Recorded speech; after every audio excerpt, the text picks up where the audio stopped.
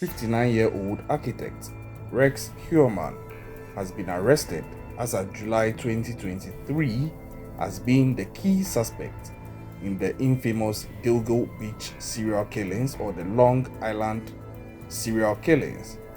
But in as much as this has dominated the news, I think that it's important that we try to go back to understand everything that went into the Gilgo Beach serial killings in order to appreciate the extent of how far this case goes back and the depth of the crimes committed by whoever the perpetrator actually was.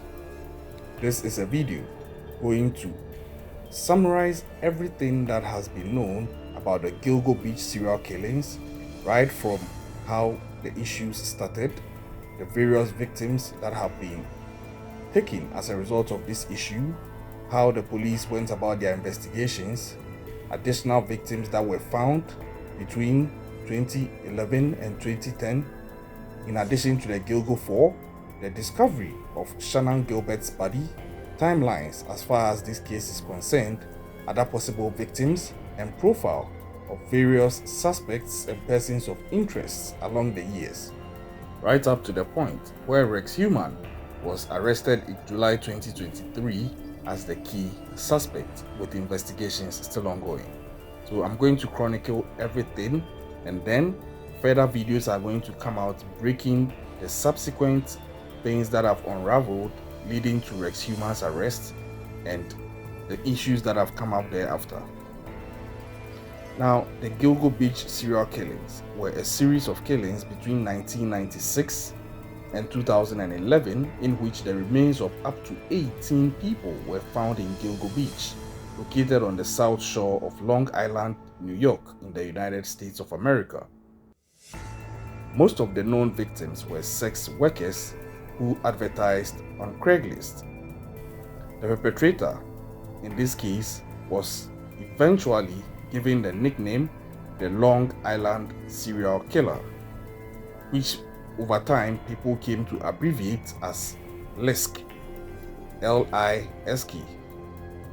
This case garnered so much popularity because it traveled over years, and in as much as suspects were eventually mentioned, none of them could actually stick. Now, the victims' remains were found over a period of months in 2010 and 2011, and it became a very disturbing situation for residents of the Long Island area. And these victims' remains were found after the disappearance of a lady called Shannan Gilbert, which resulted in a police search of the area along the Ocean Parkway near the remote beach towns of Gilgo and Oak Beach in Suffolk County. Please take key notice of these names as they are very critical in the understanding of how things will unfold from this point. So when these remains were found, the remains of the 4 victims designated the Gilgo 4 were found within a quarter of a mile of each other near Gilgo Beach in December of 2010. At a point, the case seemed like something that the police will have to battle with over a long period of time because nothing was adding up from the onset. Because the first discovery of human remains was made by the side of Ocean Parkway in Oak Beach on December 11th of 2010, but then the investigation was prompted by the search of Shannan Gilbert, the 24-year-old woman who had disappeared in that area. The officer made a new attempt at a search on December 11, 2010, staying close to the shoulder of that parkway, and he based his choice of search area on FBI data indicating that dumped bodies are frequently found close to roadways. So you could see that this officer by name Malia was really cunning. This is somebody who doesn't just go out to do his work, but he has a method to his madness. And using this FBI profile, he was able to direct his search to be most effective, which led to this finding. Now, despite the thick vegetation and a light layer of snow, Malia's cadaver alerted to a scent which the pair tracked to a skeleton in a disintegrating burlap bag. The remains were later identified as a young woman by name Melissa Bethlehem. Police discovered 3 additional bodies after this while searching the scene for further evidence. The bodies of the 4 victims, namely Maureen Brainard, Melissa Bethlehem, Megan Waterman, and Amber Costello, were found approximately 500 feet from each other. Fast forward, in March of 2011, partial remains of Jessica Taylor were found along Ocean Parkway. 8 years earlier, in 2003, other parts of Taylor's remains had been found in Manorville, a town in Suffolk County. Now, the next month, in April of 2011, police discovered 3 additional sets of remains, which are an unidentified female toddler, an unidentified Asian person, and Valerie Mack, all with partial remains of whom, like those of Jessica Taylor, had been found in Manorville years earlier in November 2000. 2 more bodies were found in Nassau County, and these were an unidentified woman whose partial remains had previously been found on Fire Island in 1996, and then an unidentified woman with a distinctive tattoo of peaches who was later found to be the mother of the unidentified toddler found in Suffolk County. So it seemed like somebody was taking the lives of these women and dismembering them and spreading them across the state. Now, on the 9th of May 2011, police speculated that because of similarities in the cases, Valerie Mack, who at the time was unidentified, and Jessica Taylor may have been murdered by a second separate killer. On 29th of November 2011, police announced that they believed one person to be responsible for all 10 murders of these women, and that the perpetrator is almost certainly from Long Island. The single killer theory stems from common characteristics between the condition of the remains and forensic evidence related to the bodies at the time. In June of 2011, Suffolk County Police announced a $25,000 reward for information leading to an arrest in the Long Island murders. Now, Shannan Gilbert's remains were located in Oak Beach in December of 2011, which was 19 months after her disappearance. The cause of her death was still being contested. So at this point, things were not really moving as the police would have wished as far as the investigations were concerned. So on the 10th of December 2015, Suffolk County Police Commissioner Tim Sini announced that the FBI had officially joined the investigation. Now, this announcement came one day after former police chief James Burke was indicted for civil rights violations and conspiracy. Burke, who resigned from the department in October of 2015, was reported to have blocked FBI involvement in the Gilgo Beach cases for several years. The FBI had previously assisted in the search for victims but had never officially been a part of the investigation. So, in November of 2016, Burke was sentenced to 46 months in federal prison for assault and conspiracy. So, this case had traveled some years now, and up until this point, in as much as they found some victims and their remains, no clear breaks were happening as far as the investigation was concerned. But then, on the 12th of September 2017, Suffolk County prosecutor by name Robert Biancavilla from the County District Attorney's Office said that a man by name John Petrov, who was a carpenter from Manorville, may be responsible for some of the murders. Petrov was convicted in May of that year of the murders of 2 sex workers in 1993 and also in 1994. Now, on January 16th of 2020, Suffolk County Police Commissioner Geraldine Hart released images of a belt found at the crime scene with the letters HM or WH, depending on the angle you are looking at it from. And it didn't really make sense clearly whether it was HM or WH, because it will depend on the orientation of the belt, whether you are looking at it upside down or otherwise. The belt had been found during the initial investigation near Ocean Parkway in Gilgo Beach, and police believed that the belt was handled by the perpetrator and that it had not belonged to any of the victims. The police revealed few details about the belt's evidentiary value and would not comment on exactly where it had been found. It was also announced that new scientific evidence was being used in the investigation and that they had launched a site called gilgonews.com, which was a website that would enable the department to share news and receive tips regarding the investigation. Now, at this point, I will tip my hats off to all the security forces that coordinated on this case. This is a case that had traveled over a decade at this point, and their resolve to pursue and find justice for the victims seemed unwavering. And I think that is commendable, because at this point it was about a cold case, but they were still on it. Now, in June of 2019, a proposal was made to use genetic genealogy to identify the unidentified victims and possibly, by doing so, make a headway in identifying the killer in the Gilgo Beach case.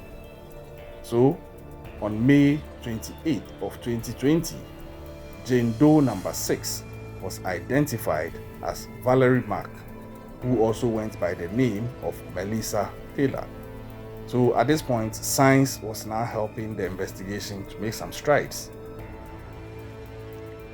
Maureen Brainerd Barnes of Norwich, Connecticut, was 25 years old when she disappeared. Take note that at this point, science has come in, as at the 2020, but these disappearances occurred sometime in 2010, which included that of Maureen Brainerd Barnes. Now, when she disappeared, she was last seen heading somewhere, and that was the last that anybody saw of her. And according to the timeline, she even disappeared around 2007.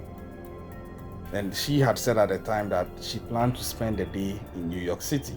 But then, like I said, she was never seen again.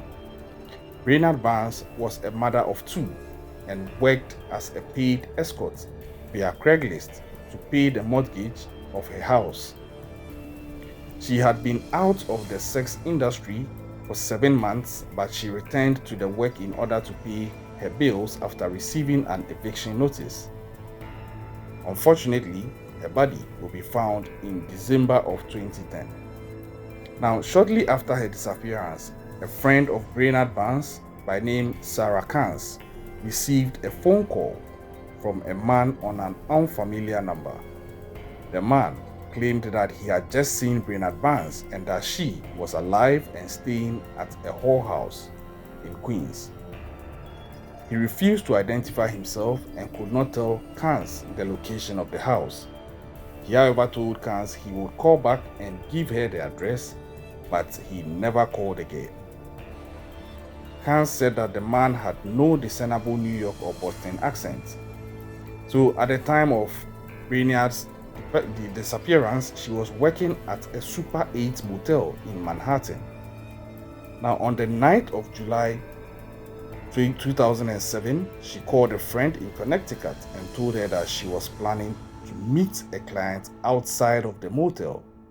And like many of the victims, Brainerd Barnes was very petite or smallish. She was just about 4 feet 11 tall and weighed just about 105 pounds. She was found strangled later. Rest in peace to her. So she is the first of the Gilgo Four. The second of the Gilgo Four is Melissa Bartlemy. Bartlemy, who was just 24 years old, of Erie County, New York, went missing on the 12th of July 2009. Now, she had been living in Bronx in New York, working as an escort through Craigslist also. And on the night she went missing, she met with a client, deposited $900 in her bank account, and attempted to call an old boyfriend but did not get through. Beginning 1 week later and lasting for 5 weeks, her teenage sister, Amanda, received a series of vulgar, mocking and insulting calls from a man who may have been the killer using Melissa Bartlemy's cell phone. The killer, or the suspected killer in this case, asked if Amanda was a whore like her sister. The calls became increasingly disturbing and eventually culminated in the caller telling Amanda that her sister had passed and that he was going to watch her rot. Now, I don't understand what would make somebody do this. Granted, he is actually the killer. Why do you go taunting the relatives of the person whose life you've just taken? I think this is sick beyond reproach. I think that this person probably had some psycho issues and he gets off in doing these things. And looking at the fact that it was just women he was targeting, and petite women at that, I think this was how he felt he exerted his power and felt some form of dominance. So obviously it was clear that the killer is a man, not a woman. Now, police traced some of these calls to Madison Square Garden, Midtown of Manhattan, and Massapequa, but were unable to determine who was making them. Bartlemy's mother noted that there were a lot of calls to Manorville from her daughter's phone around the time of her disappearance. So, in September of 2017, prosecutors suggested that John Bitrol, a carpenter from that town, convicted of 2 other murders, might be responsible for some of the Gilgo Beach murders. Bartlemy was 4 feet in height and 95 pounds in weight, and she, just like Reynard Barnes, had also been strangled. Now, the third of the Gilgo Four was Megan Waterman, who was just 22 years old and came from South Portland, Maine. And she went missing on the 6th of June 2010 after placing adverts also on Craigslist as an escort.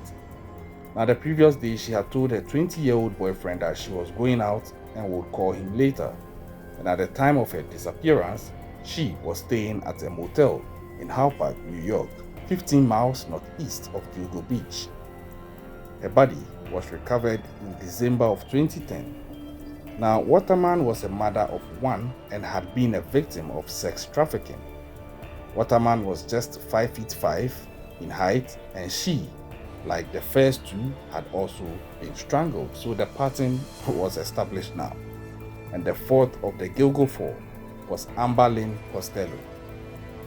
Costello was just 27 years old and hailed from West Babylon in New York, which is a small town 10 miles north of Gilgo Beach. She was also a sex worker and a heroin user who went missing on the 2nd of September 2010.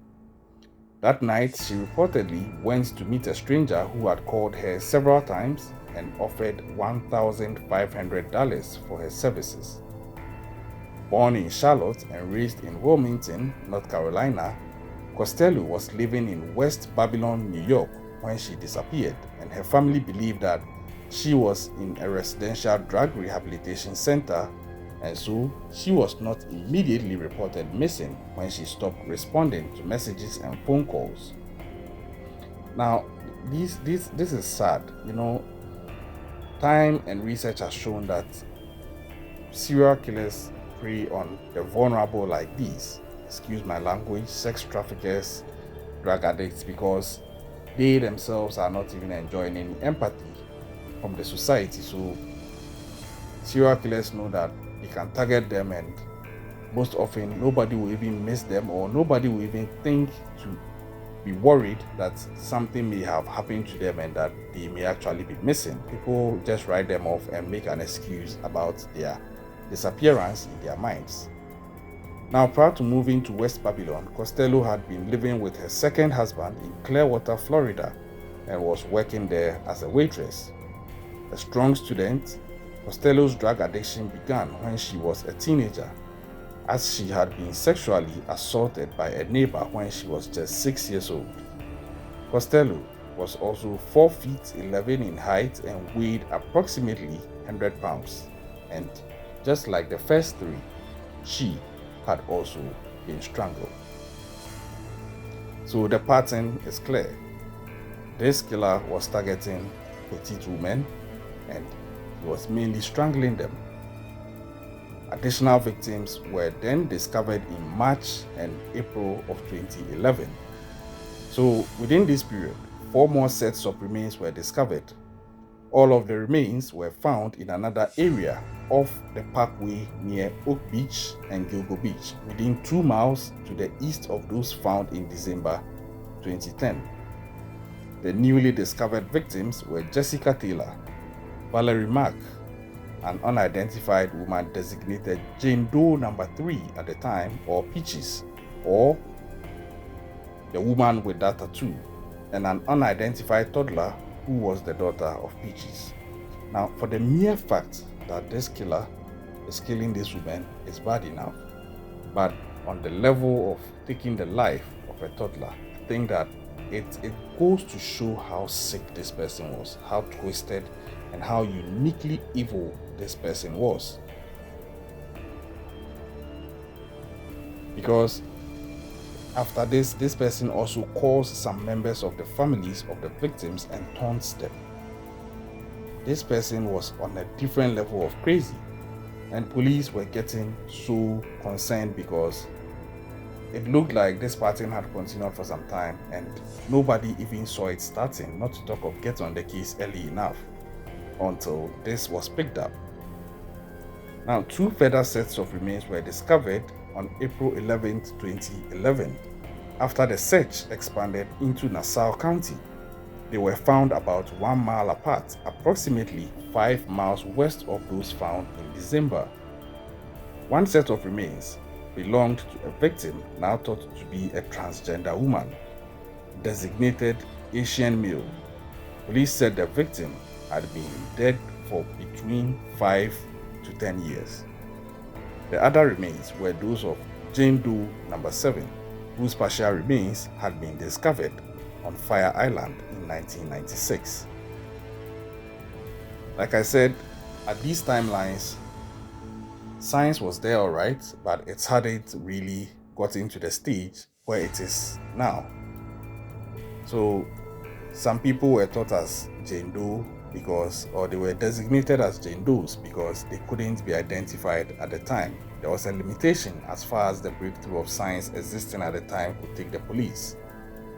But Valerie Mack, 24, also known as Melissa Taylor, who had been living in Philadelphia and working as an escort when she went missing in 2000, was still, the case was such that she was yet to be fully identified, because her partial remains were discovered in Manorville on 19th of November 2000, but were not identified until 2020, like I said, because of the limitations of science back then in 2000.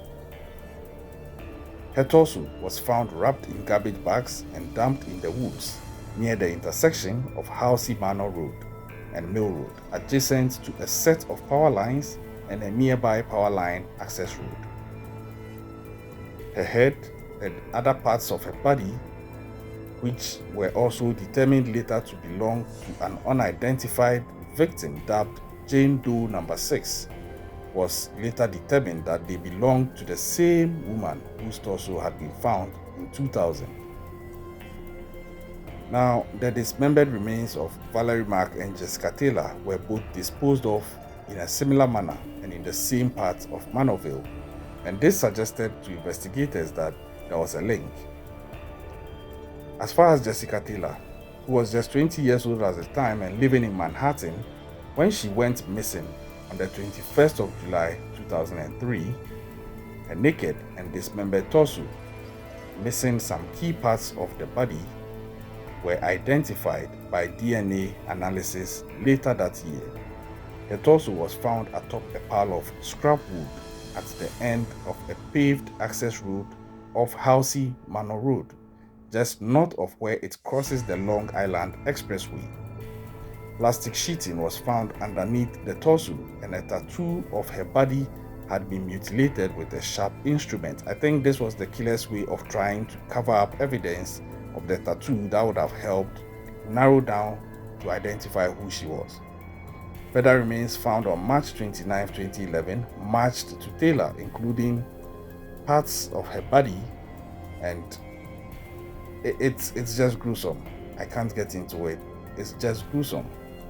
Now there was another body, which at the time was unidentified, and this was on September 20th of 2011, where police released composite sketches of two of the unidentified victims, dubbed Asian Male and Jane Doe number 6, whose remains had been found in March and April of 2011, as well as photos of jewelry found on the remains of a female toddler and her mom, dubbed Jane Doe number 3, found on the 4th and 11th of April respectively.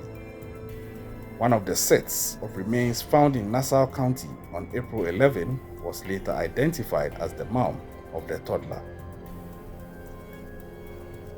On June 28, 1997, the dismembered torso of an unidentified young African-American woman was found at Hampstead Lake State Park in a town of Lakeview, New York. Now, this torso was found in a green plastic Rubbermaid container, which was dumped next to a road along the west side of the lake. Investigators reported that the victim had a tattoo on her left breast of a heart-shaped peach with a bite out of it and 2 drips falling from its core. On April 11th of 2011, police in Nassau County discovered dismembered skeletal remains inside a plastic bag near Jones Beach State Park, and this victim was dubbed Jane Doe number 3. In December of 2016, Peaches, per the tattoo, and Jane Doe number 3 were positively identified as being the same person. DNA analysis also identified Peaches as the mother of baby Doe. She was found wearing gold jewelry similar to that of her daughter. So who was baby Doe? The third set of remains, the skeleton of a female toddler between 16 and 24 months of age, was found on April 4, 2011, about 250 feet away from the partial remains of Valerie Mack. Now, this body was wrapped in a blanket and showed no visible signs of trauma. DNA tests determined that the child's mother was Jane Doe number 3, whose body was found 10 miles near Jones Beach State Park. And this toddler, like I mentioned, was wearing gold earrings and a gold necklace.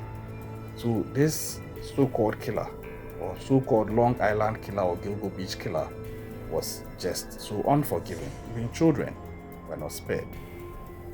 Now, with the victim dubbed the Asian Male, the body of this young Asian male who had seemingly died from blunt force trauma was also discovered on the 4th of April 2011 at Gilgo Beach, very close to where the first 4 sets of remains had been discovered in December of 2010. Now, this victim was found wearing women's clothing and may have possibly been a transgender woman. The victim was between 17 and 23 years of age, 5 feet 6 in height, missing 4 teeth, and may have had a musculoskeletal disorder which could affect gait. The victim had been dead between 5 to 10 years, and in September of 2011, police released a male composite sketch of this Asian male victim. Jane Doe number 7, or dubbed Fire Island Jane Doe, was also found when a human skull and several teeth were recovered on April 11, 2011 at Gilgo Beach. Now, these remains were linked through DNA testing to a set of severed legs found in a garbage bag on Fire Island 15 years earlier on the 20th of April 1996. Jane Doe number 7's remains were second set to be discovered in Nassau County on the 11th of April 2011. Now, it was also noticed that Jane Doe number 7 had a surgical scar on her left leg. So at this point, things had been established to have happened to some of these women who were mostly sex workers and some also sex workers on drugs. So it was obvious who this serial killer had profiled and who his targeted victims were, but the question still lingered: who was the actual serial killer? Now, on the 13th of December 2011, police announced that the remains of Shannan Gilbert had been found in a marsh about half a mile from where she had disappeared. A week earlier, some of her clothing and belongings had been discovered in the same vicinity. Now, Gilbert was seen banging on a resident's door and screaming for help before running off into the night. Gilbert then made an emergency 911 call that night, saying that she feared for her life. Police went on to say that the death of Gilbert was the key that triggered the search during which all the bodies were found, or at least the first set, and that it was not related to the Long Island serial killer. Her now dead mother, Mary Gilbert, at the time advocated the theory that she had been murdered by a serial killer. Now let's establish the timelines. I've talked about a lot of things, I've talked about a lot of timelines, and I'm sure you are struggling to keep up. So let me simplify it for you so that you can establish these timelines right down to when Rex Heumann was arrested. So the timeline starts from 1996, specifically on the 20th of April, and this is where Fire Island Jane Doe, or Jane Doe number 7's partial remains were found on Fire Island. Next is 1997, specifically the 28th of June, where Peaches, or Jane Doe number 3's partial remains were found at Hempstead Lake State Park. Now to 2000. In the year 2000, spring or summer, Valerie Mack was last seen by family members, and on the 19th of November 2000, Valerie Mack's partial remains were found in Manorville. 2003 July was where Jessica Taylor was last seen, and 26th of July 2003 was when Jessica Taylor's partial remains were found in Manorville. 2007, specifically 9th July, was where Maureen Brainerd Vance was last seen, and that was the month in which a friend of Brainerd Vance by name Sarah Kans received a phone call from a man claiming that he had just seen Brainerd Vance and that she was alive and staying at a whorehouse in Queens. 2009, specifically the 10th of July, was when Melissa Betlemy was last seen, and in that same month, between July to August of that year, Amanda Betlemy, sister of Melissa Betlemy, receives a series of vulgar mocking and insulting calls from a man using Melissa Betlemy's cell phone. Now, the caller eventually tells Amanda that her sister had passed. Fast forward to 2010, 2nd May, Shannan Gilbert makes a panicked phone call to 911 at 4:51 after fleeing a client's house in Oak Beach. She bangs on the doors of several neighboring houses and disappears. June 6th of 2010, Megan Waterman was last seen on this day. September 2nd, 2010, Amber Lane Costello was last seen on this date. December 11th, 2010, Melissa Betlemy's remains are found. And the 13th of December, 2010, Megan Waterman, Amber Lane Costello, and Maureen Brainerd Vance's remains are also found. 2011, specifically the 29th of March, Jessica Taylor's partial remains are found at Gilgo. 4th of April 2011, remains found at Valerie Mack, Asian Male, and Baby Doe. 11th April 2011, Peaches Jane Doe number 3's further partial remains found near Jones Beach State Park. April 11th, 2011, Fire Island Jane Doe or Jane Doe number 7's further partial remains found at Tubay Beach. December 13th, 2011, Shannan Gilbert's remains are found in a marsh at Oak Beach. 2016, December, Peaches and Jane Doe number 3 are positively identified as being the same person. 2020, May, confirmation announced of forensic identification of formerly unidentified remains of Valerie Mack. And then, ultimately, in 2023, July, Rex Human was now arrested and charged in 3 of the killings, specifically that of Megan Waterman, Melissa Betlemy, and Amber Costello. Now, there are reports of other possible victims who may have also fallen at the hands of the so-called Long Island serial killer. The first of such possible victims is a lady called Tina Elizabeth Foglia, who was just 19 years old and was last seen alive in the early morning hours of the 1st of February 1982 at the Hammerheads rock music venue on Sunrise Highway, West Islip. It is reported that she had hitchhiked from her home to the venue to see a friend performing with a Queens-based band by name Equinox. Her remains were discovered by Department of Transportation workers on the 3rd of February on a shoulder of the Sacticos State Parkway in Suffolk County. The dismembered body, which had been placed in 3 separate plastic garbage bags, were found a few miles north of Robert Moses Causeway, which leads to Gilgo Beach and Oak Beach. A diamond ring that Foglia was known to wear was missing, and the DNA of an unknown male was found on the garbage bags. Police have not ruled out the possibility that Tina Foglia was an early victim of the Long Island serial killer at this time, but they had stated that the connection is not an active avenue of the investigation. Now, the second possible victim was a woman called Jacqueline Ashley Smith. Jacqueline was 16 years old and was last seen in Brooklyn, New York on the 7th of August 1999. She had left home at 9 p.m. to visit friends and never ever returned. She was reported missing on the 12th of August 1999, and on June 20th, 2000, an unidentified female torso was recovered near Beach 88th Street in Rockaway Beach, Queens. The torso was found in plastic bags and also wrapped with tape. No other body parts were recovered. The case was previously listed in the National Missing and Unidentified Persons System as case number UP6058. The victim was later identified as Smith, and 2 years later, the torso of Andre Isaac was also recovered in Rockaway, not far from where Smith was found.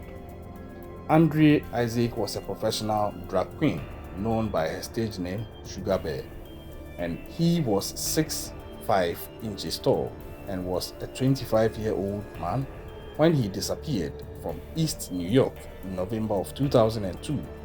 Now, according to a friend, Isaac was last seen shortly before Thanksgiving getting into a car with a secret friend, so-called. Now, the vehicle was described as a red BMW type coupe driven by a Hispanic man. Isaac's torso was found close to the boardwalk on Beach 63 Street in Avenue, Queens, on the 17th of December 2002. Now, on January 25th, 2003, his head, unfortunately, was discovered by ice skaters in East Mill Pond in Morris, New York, in Suffolk County again, with a single bullet wound to the temple. His arms and legs were not found with the body and were later found in plastic bags. Isaac's case was added to the Suffolk County Police Department Gilgo News website on the 29th of May 2020. The next possible victim was also a woman called Jamie Diane Seymour. Now, Jamie Seymour, a 21-year-old escort and also, unfortunately, a drug user, was last seen in Brick, New Jersey on July 22nd, 2005. She called her father on July 22nd to let him know she was on her way to the Port Authority area to meet a client. Seymour used someone else's phone at the Manhattan Port Authority to call her mother later that day. She has also not been seen or heard from since after that. Now, after the final phone call to her mom, when 2 weeks passed and no one heard from Seymour, the family became worried, and on the 8th of August, her father reported her missing to the police. Seymour spent time prior to her disappearance in New York City and had a criminal record. There have been few leads in Seymour's case, and her sister believes that she met with foul play. Police have never indicated any connection between Seymour's disappearance and the Long Island serial killer. Seymour was a young woman with a small frame like other victims of the Long Island serial killer, and she vanished in July, similar to victims Melissa Lemmy, Maureen Brainerd Barnes, and Jessica Taylor. Seymour was last seen at the same place as Jessica Taylor, the Port Authority bus station in Middletown, Manhattan. The next is Tanya Rush. Now, on the 23rd of June 2008, Tanya was last seen around 3 a.m. walking towards a subway station in Brooklyn. Her dismembered body was found by a state road cleaning crew inside a black canvas suitcase. She took up sex work to support her drug addiction, and Rush was allegedly African American and lived in the Van Dyke Houses, a Brownsville public housing complex in Brooklyn, New York. The next person is Shannan Gilbert. Now, she is a 24-year-old woman and was also an escort who may have been a victim of the Long Island serial killer. She is reported to have left a client's residence in Oak Beach after midnight on the 1st of May 2010. But then, she wasn't heard of again up until her remains were found. Now, due to the controversy about Shannan Gilbert's death, in September 2014, forensic pathologist Michael Baden agreed to conduct an independent autopsy of Gilbert's remains in hopes of determining a clear cause of death. And upon examination, it was found that damage to her hyoid bone, suggesting that strangulation may have occurred. It was also noted that her body was found face up, which is not common for drowning victims. Despite this, her death is still officially listed as an accident. So, these are possible victims that may have fallen at the hand of the Long Island serial killer. And at this point, the question was long overdue that who was this so-called Long Island serial killer? Now, a profile was built. The media has speculated at the time that the killer's profile had been built, and according to the New York Times, the perpetrator is most likely a white male in his mid-20s to mid-40s and very familiar with the South Shore of Long Island and had access to bail-up sacks used to hold the bodies for disposal. It also went on to suggest that this so-called Long Island serial killer may have a detailed knowledge of law enforcement techniques and perhaps ties to law enforcement, which have thus far helped him avoid detection and ultimately capture. According to investigators, there was also the probability that there may be more than one killer. So it was at this point that various suspects were now being profiled as being possibly the Long Island serial killer. Now, let's take them one by one. It starts with a man called John Bitrov. I mentioned him earlier. Now, on the 12th of September 2017, Suffolk County Prosecutor Robert Biancavilla said that John Bitrov, who is a Suffolk County resident convicted of murdering 2 prostitutes and suspected in the murder of a third, may have actually committed some of the Gilgo Beach murders. Now, Biancavilla had said that Petrov was likely responsible for the death of other women and that there were similarities between the Gilgo Beach crime scenes and Petrov's known murders, for which he was actually convicted for in May of 2017 and sentenced in September of the same year. Petrov was arrested in 2014 after his DNA was found on two murdered women, namely Rita Tangredi and Colleen McNamee, whose bodies were found in 1993 and 1994, respectively. The match had been made through DNA submitted by his brother, who was convicted in 2013 on an unrelated case. Petrov was convicted in May 2017 of these murders and sentenced in September of the same year. At this time, the Suffolk County Police did not comment on the prosecutor's statement due to the active homicide investigation of the Gilgo Beach murders. Petrov's attorney rejected the prosecutor's assertion, however.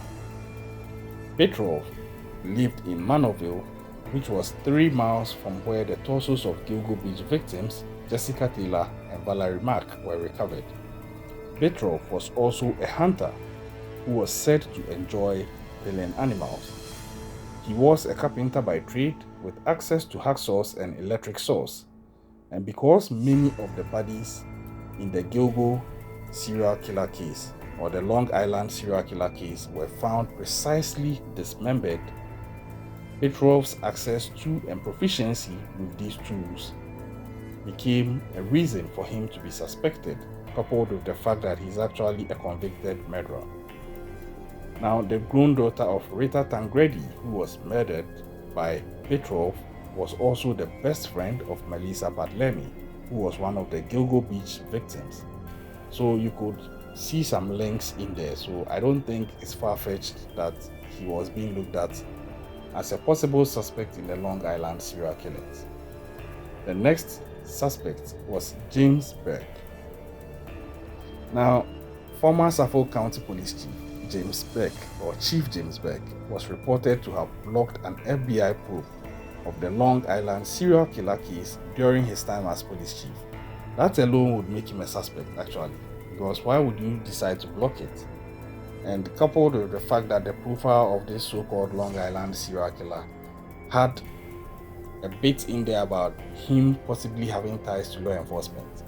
So it's like James Burke was almost fitting that profile, his involvement with law enforcement as a police chief and the fact that he's blocking the FBI probe into the Long Island serial killing.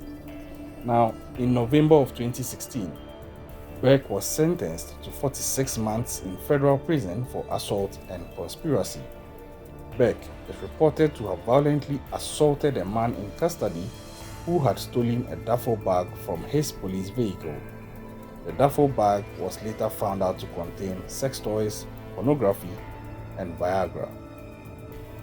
Burke pleaded guilty in February of 2016 to charges of a civil rights violation and conspiracy to obstruct justice. The then district attorney in Suffolk County was convicted in December 2019 of conspiracy to cover up Burke's violent assault. Christopher McPartland, who had been Suffolk County's top anti-corruption prosecutor, was also convicted in the conspiracy. Now, in December 2016, an attorney for Shannan Gilbert's family reported that an escort had stated that she suspected that Burke might be connected to the Long Island serial killer cases.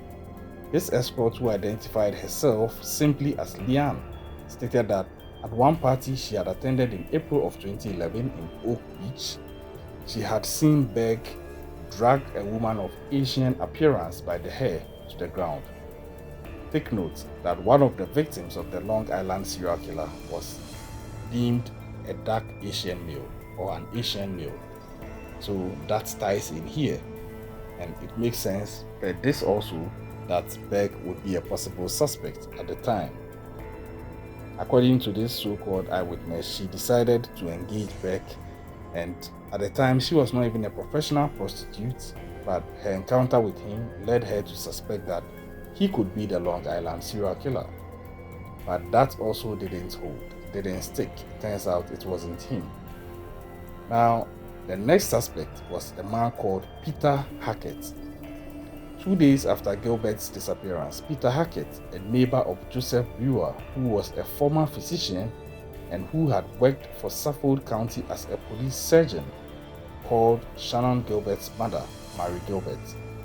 Mary Gilbert later recounted that Hackett said that he was taking care of Shannan, that he ran a home for wayward girls, and that he had given her medication because she was distressed. 3 days later, Hackett called Mary Gilbert again, denying that he had had any contact with her daughter and that he had previously phoned her. Investigators later confirmed through phone records that Hackett had indeed called Mary Gilbert twice following her daughter's disappearance.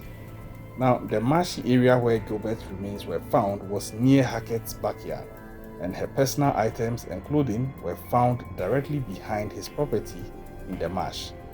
Gilbert's family filed a wrongful death suit against Hackett in November 2012, claiming that he took Gilbert into his home that morning and administered drugs to her, facilitating her death. The lawsuit was dismissed because it could not be proven that Hackett had administered drugs or treatment to Gilbert.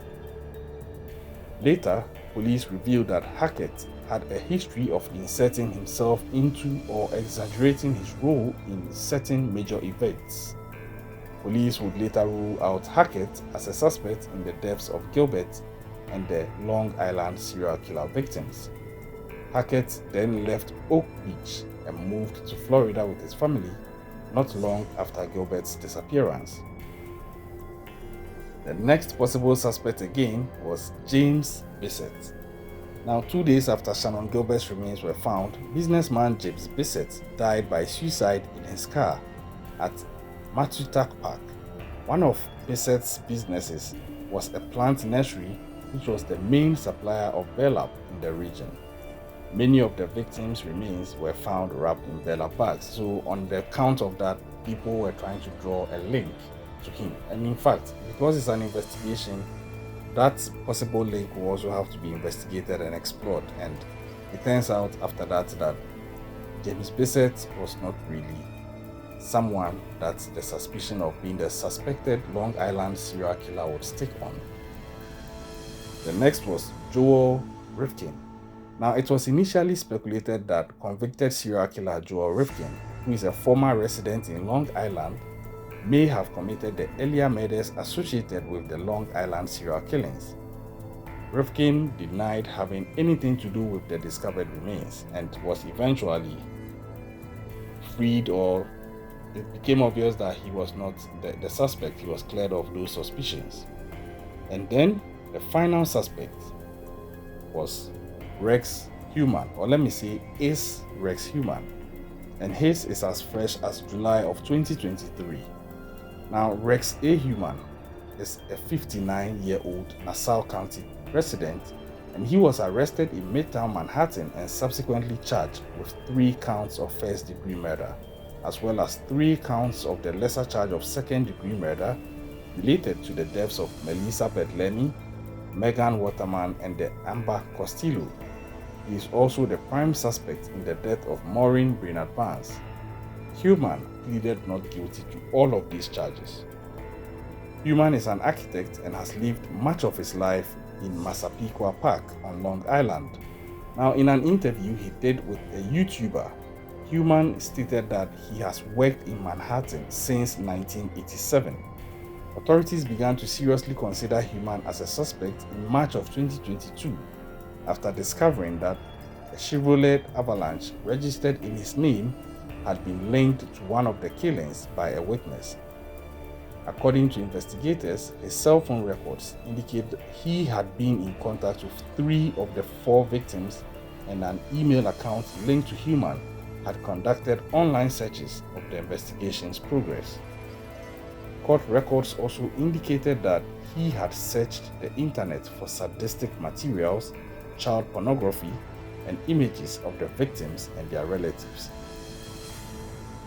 mitochondrial DNA testing indicated human as a potential match when hair found on the burlap wrappings of one of the bodies was compared to a sample gleaned from a pizza crust in a box he had discarded. Now, a potential match to human's wife was also found when comparing hair found on or near 3 of the victims to samples taken from bottles found in the trash outside the human residence. Investigators state his wife and children were out of state at the time during which the killings were believed to have occurred.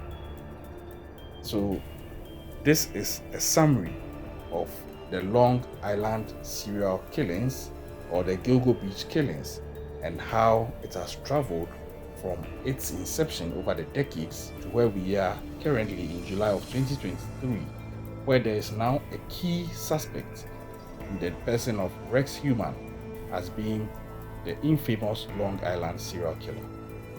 I'm following this case, waiting to see how it will end, whether the convictions will stick and whether it would actually be proven beyond doubt in court that Rex Human truly is the Long Island serial killer. Subscribe to this channel if you haven't yet done so. Turn on post notifications, leave your comments in the comment section, and we'll be bringing you updates on this true crime case and others as and when they are due. Until then, stay safe out there and keep an eye out.